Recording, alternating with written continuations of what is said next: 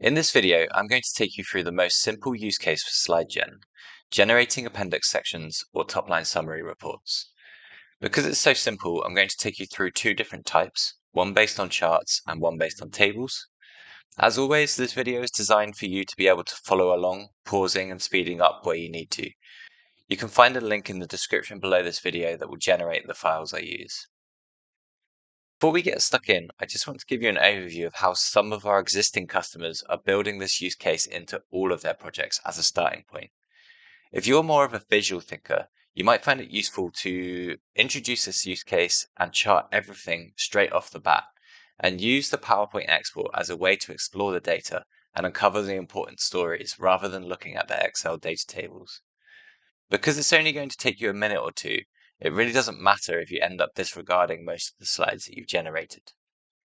Jumping into the PowerPoint, if you're watching this video, you're probably already aware that SlideGen allows you to design the slides exactly as you need them in PowerPoint. And from there, we can use the software to populate the deck. Today, we're going to use two layouts. We're going to use this table layout here, and then we're also going to use this chart layout. I've also added a third layout that we don't use as part of this training, but you might want to continue playing around with it once you finish this video. Moving into the SlideGen platform, let's start by creating a new project. And then we want to give this a name, so I'm just going to call it Appendix Training.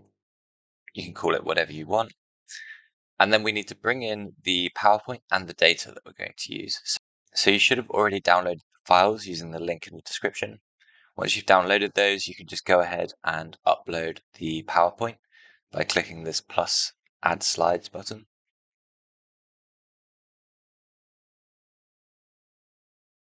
Click upload file.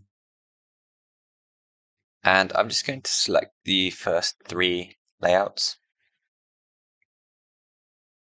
And then we can bring in the data by clicking on the data sources here on the left-hand side. Uploading data. We need to pick Questa New and bring in the data, remembering to upload the file. The data source is sheet 1.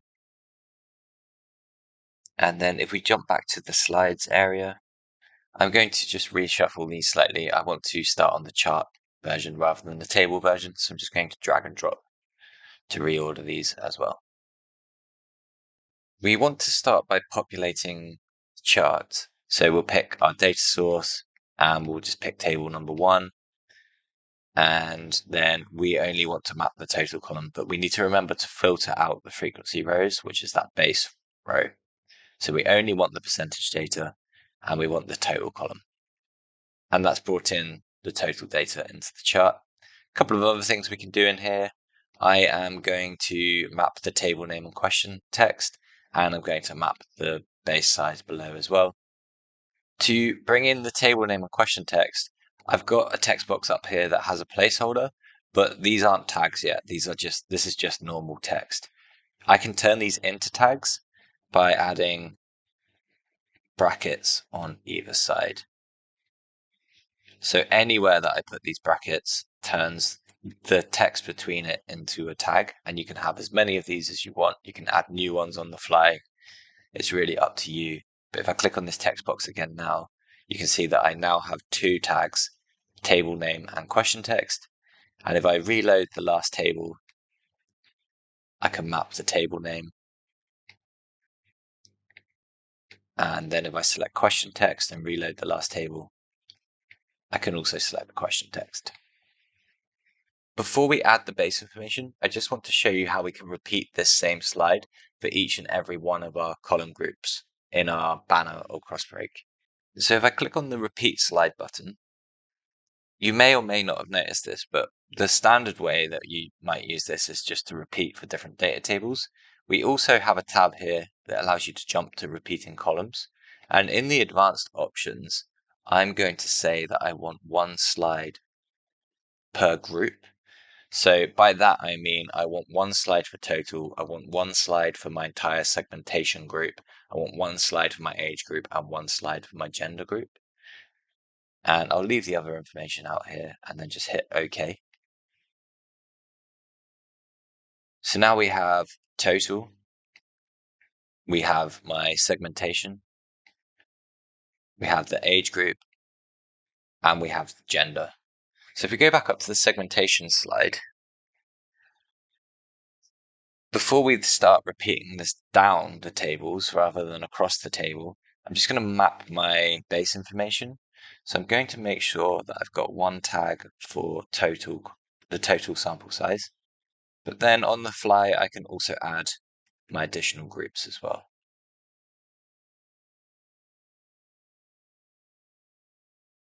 And I would recommend here just giving it a name that makes sense to you. So maybe I'll call it camping enthusiasts.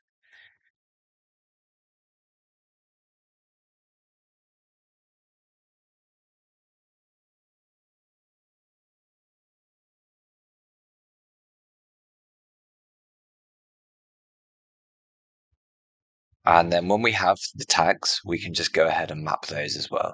So it's exactly the same table, but I want one for total and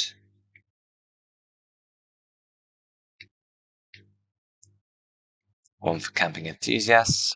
And I use the wrong bracket type here.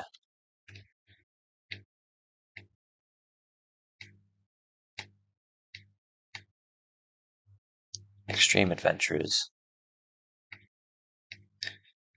And lastly, outdoor lifestylers. So we only need to do that part once per column group. Now that we've got that set up, we can repeat down the tables and these will be automatically updated depending on the sample sizes for each of those groups in the specific question. So even if the next question is filtered to people who are aware of a specific brand, for example, the sample size here will update for that chart as well. Before we do repeat this, I just want to show you how we can very quickly apply some SIG testing.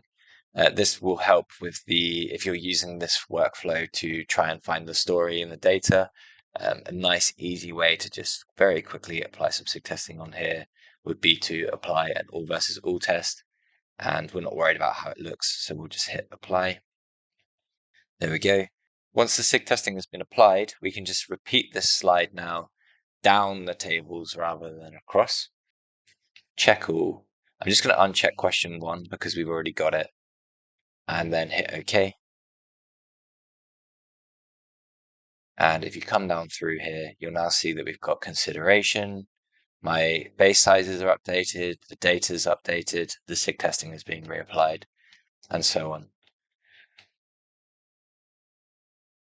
And now for this column group, we have one slide for each question in our survey. I won't repeat that for all of the other column groupings, but you can see how easy it is to quickly generate a bunch of slides. Equally, it's worth noting that you don't have to use the same slide design over and over again. You could add more layouts to your slide library and easily pick and choose which layout you want to use for each question type. Heading down to the table, as with the chart, I've designed this with both the maximum number of columns and rows in mind. This is ensuring that my table won't spill outside of the slide in my export. Now, I want to select all of the rows and columns for this table. So let's, again, reload the last table. We're going to start with question 1 and filter out the frequency row and then select absolutely everything and hit OK. And then I can also map the question text and the base information if I want to. I've pre-designed the base footer with my tags already, so it's just a case of running through those, but I haven't turned my table name and question text into tags, so we need to do that again.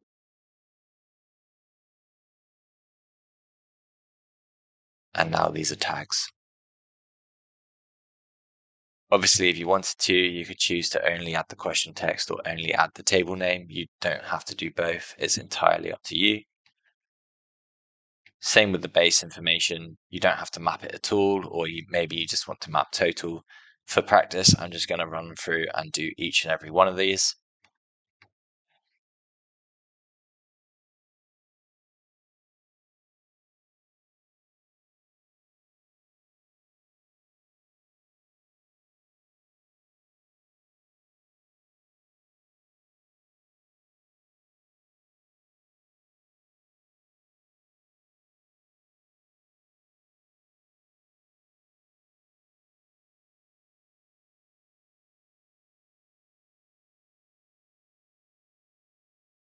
You can see how if I'd given the tags more sensible names rather than just 1 to 9, like if I'd called one of them total, camping enthusiast, and so on, that would have made my life a lot easier, but you can choose to change those if you want to, or just keep going with them as they are. And then before we repeat this, I just want to touch on conditional formatting and how you can essentially create a heat map. So I don't think we've really looked at conditional formatting as part of any of these training videos before. So hopefully this will be helpful. If I click on the table, in your visual transformations, you'll probably already be familiar with SIG testing, but we also have this conditional formatting functionality where we can add conditions. You do have to do them one by one at the moment, so I'll just talk you through what I'm adding and you can add them at the same time. So add a condition. My first condition will be anything that is less than or equal to the value of 20. I want to change the background color.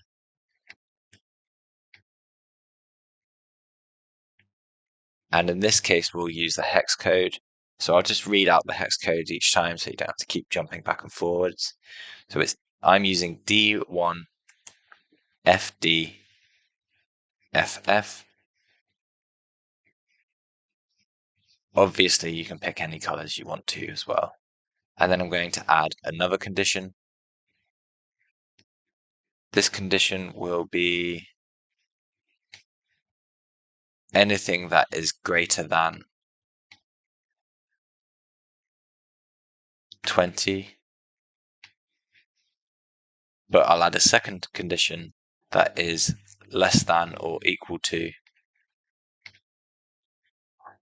40. So we're essentially saying 21 to 40.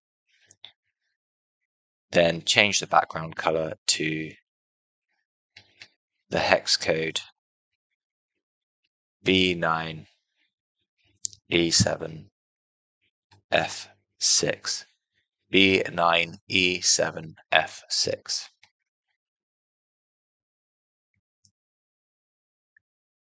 And I'm going to add a third condition. Anything that is greater than 40, but is also less than or equal to 60. Then I'm going to change the cell color to A2 D0 DF. A2 D0 DF. And a fourth condition, so anything that is greater than 60 but is less than or equal to 80. Change the background color to the hex code 89 B9 C8. 89 B9 C8.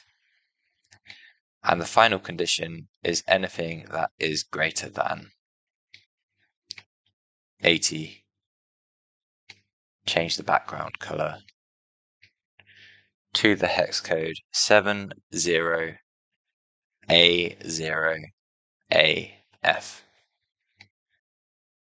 Hit OK. So we now have these different conditions and we can just hit apply conditions. And you can see how it's automatically placed a heat map style conditional formatting on my table here. The good thing about this is when we repeat this table, we're not going to have to do that conditional formatting again. When we repeat down the different questions, it's going to automatically reapply this conditional formatting. So let's go ahead and do that now. We'll hit repeat slide, check all, remove Q1, hit OK.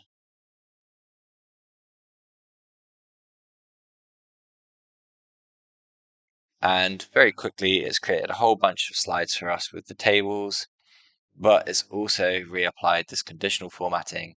So it gives you a bit of a feel for where the differences are. Now, obviously, you can make this even more intricate. You could have way more conditions if you want to. And if we hit download, let's have a look at how this looks in PowerPoint.